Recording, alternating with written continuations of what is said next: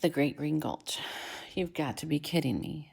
A puddle of drool surrounded Jules' new Nikes. They were his birthday gift, custom colored and everything. His twin sister Lana had gotten a puppy for her birthday. Ever since Lana had become obsessed with puppies, Jules had wanted nothing to do with them, especially Barnaby. Everything Barnaby did was a miracle to Lana and a disturbance to Jules. He's not trained, Lana. He's just lazy, Jules squawked when Lana started showing off Barnaby's ability to sit on command. As far as Jules was concerned, Barnaby did not know any tricks, and he most certainly did not know how to respect people's personal property. Barnaby lifted his head and stared at Jules, who, in spite of himself, felt a pang when he looked into the dog's sad, inquisitive eyes. Oh, lay off it, Lana said. He's the smartest. Jules could hear her words beginning to move into baby speak. And the most adorable, aren't you, Mr. Barnaby? Could you not? Not what? Have the most awesome doggy in the whole wide world? No. Could you not act like the most annoying 13-year-old in the whole wide world? Very funny. Cut it out, you two, their dad said, lowering the Wall Street Journal just enough to reveal two disapproving eyes, his glasses balanced on the tip of his nose. It had been like this ever since the end of summer. Jules and Lana used to do everything together. They sketched comics together. They ate lunch together. One peanut butter and jelly sandwich, one peanut butter and fluff sandwich, split in half so they'd each get both. They even wrote comedy acts together, which they'd perform for their parents once a week in what they called the Sunday theater. They hadn't put on a show since the middle of August, right around the time Lana and Ryan started hanging out. Ryan was Jules' friend, or at least he used to be. Now, when Ryan came to the house, it was to see Lana, not Jules. Sometimes they'd all hang out, but the way Lana laughed at Ryan's not-so-funny jokes drove Jules nuts. And the way Ryan looked at Lana while she laughed made Jules want to throw up. It wasn't that he didn't expect his sister to have a boyfriend, but Ryan? Lana and Jules had just begun writing their first full-length comic book when she lost all interest in comics, leaving Jules with nothing more than a prologue. He had a tough time drawing skyscrapers and shadows and making the text look the way it did in real comic books. Those were Lana's specialties. Still, he wasn't about to beg for her help. Jules knew how to draw the figures. He was, after all, the one who'd created their protagonist, the Great Green Gulch, and his sidekick pet, Rocky Raccoon. Jules and Lana weren't sure if the Great Green Gulch was going to be their hero, their villain, or both. It was time to get back to work. Jules ran up to his room, grabbed his sketchbook, and flopped down on his bed to read what they had so far. After he read, he closed his eyes, envisioning each scene. He heard footsteps through the open window and looked outside. It was Ryan. Jules would never be able to focus between his inane jokes and Lana's giggles. He shoved his sketchbook and pencil in his back pocket and went downstairs. He pulled on his old worn sneakers and stomped toward the door. The Wall Street Journal lowered once more. And where exactly are you going? Out. To get some work done for once, Jules said, glaring at Lana. Well, that sounds like a fine idea, said their dad, already back behind his wall of stock market reports. Dinner's at 7. What?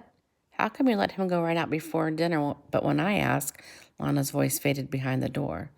Jules brushed Ryan's shoulder as he strode down the driveway, straight toward the woods across the street. There were plenty of trails that Jules and Lana used to walk a mile or so down the road, but they never entered the woods over here. There were no clear paths, only thick trees,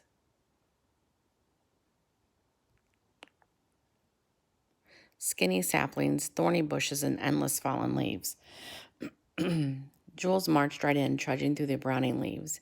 He walked with conviction, but without direction, wandering to the left of a group of pines and then veering right around a giant elm.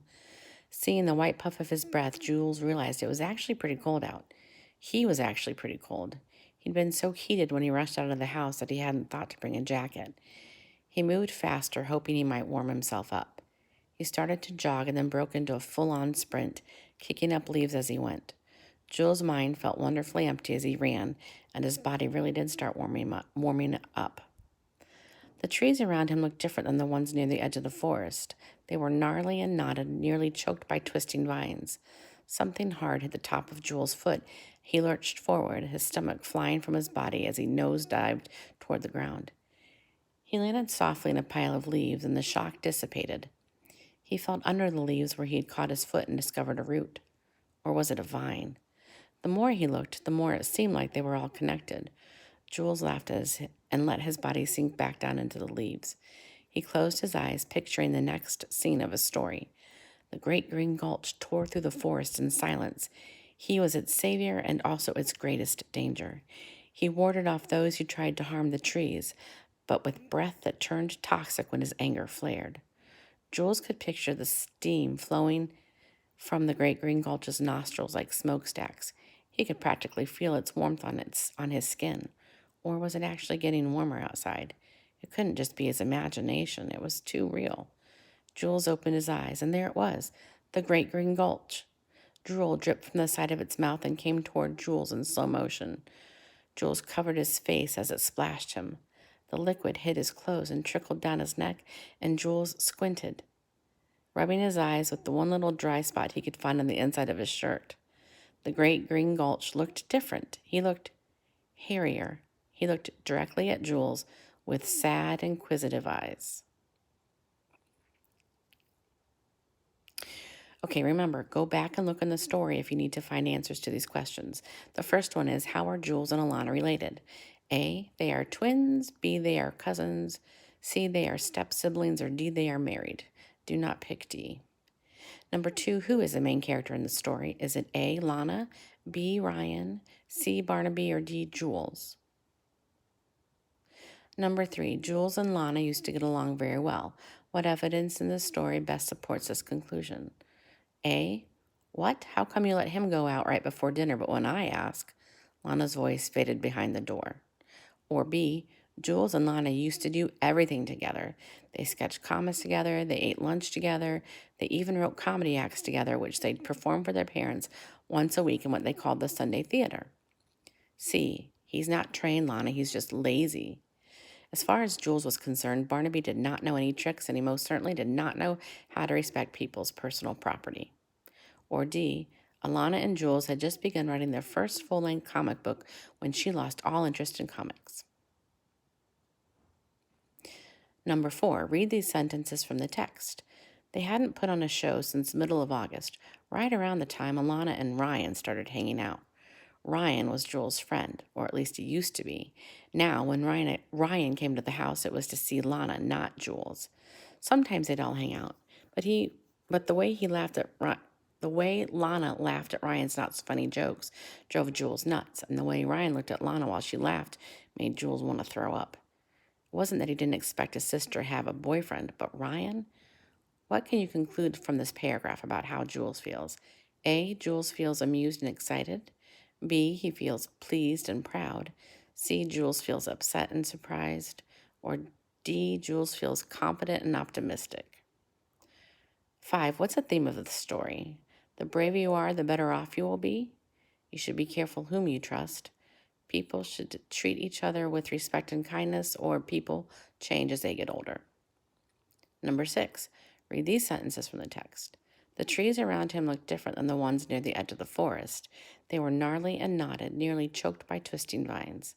Something hard hit the top of Jules' foot, and he lurched forward, his stomach flying from his body as he nosedived toward the ground. He landed softly in a pile of leaves, and the shock dissipated. What does the description of Jules' stomach flying from his body probably mean? A, he was experiencing stomach pain because of something he'd eaten earlier. B, Jules' stomach brushed against a vine as he fell. C, Jules had a strange, empty feeling in his stomach. Or D, he noticed that there was a cut on his stomach. 7, read these sentences.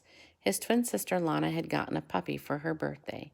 Ever since Lana had become obsessed with puppies, Jules had wanted nothing to do with them, especially Barnaby. Everything Barnaby did was a miracle to Lana and a disturbance to Jules. What word could replace especially in the second sentence? Jules had wanted nothing to do with them, especially Barnaby, without changing the meaning of the sentence. Ultimately, consequently, particularly, or previously. 8, describe Barnaby, including his eyes. Include at least 3 details from the story. That means go back and look. Number 9, compare Barnaby with the Great Green Gulch. Support your answer with evidence from the text. And 10, explain whether Jules really sees the Great Green Gulch at the end of the story. Support your answer with evidence from the text. Make sure you go back and look in the text for those answers, especially when it says support your answers with evidence from the text.